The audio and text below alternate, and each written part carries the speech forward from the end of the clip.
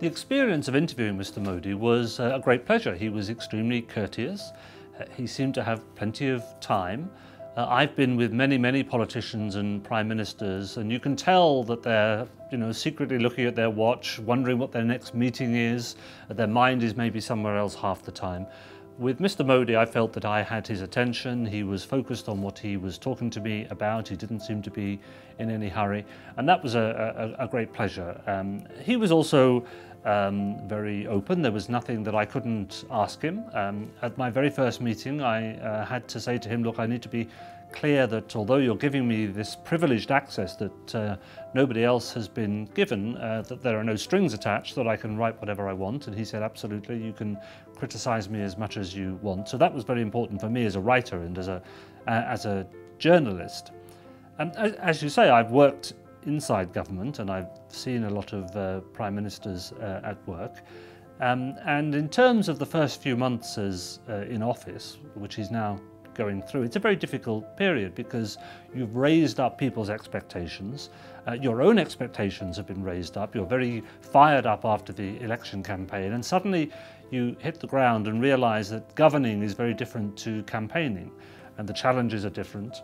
The timescales are different. Things don't happen as fast as you would like them to happen.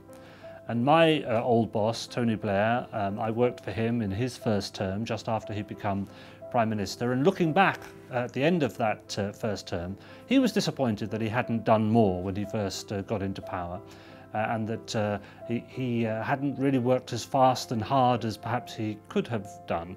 And I think Mr. Modi will probably be facing some of those same frustrations. So he'll find people saying, well, hang on, you promised all these things. Where's the change on the ground? Why haven't we seen more progress?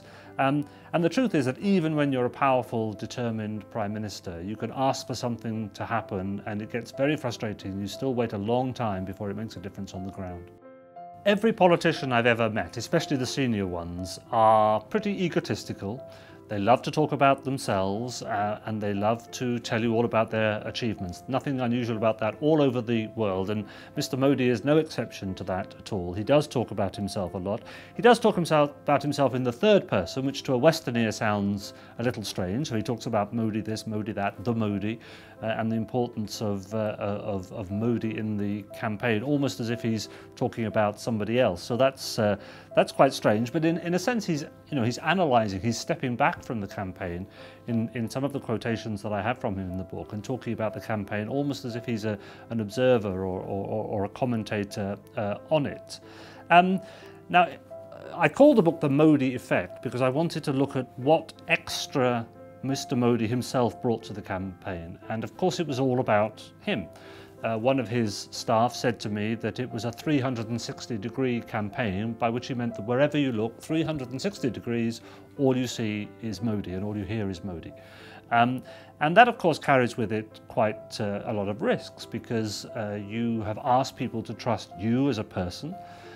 He says in the book, in one of the interviews with me, that he was responding to what people were asking for. He said people were saying to him, "Don't give me a name that we can trust, not a party name, but a person that we can trust." And he says that that's part of the Indian culture, to look for some individual that you can trust. But that means that trust rests with him, and the responsibility rests with him to make sure that he can live up to that. And that, of course, is one of the big challenges of being in government.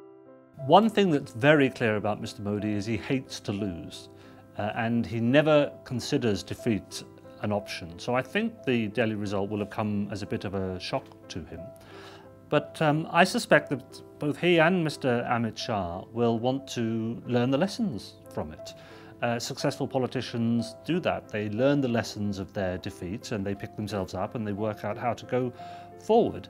And that's clearly what they have to do, perhaps to realise that local, city, state elections are not the same as a general election. You have to have a very, very localised campaign, and to be seen to be addressing the concerns of the people in that city as it was here in.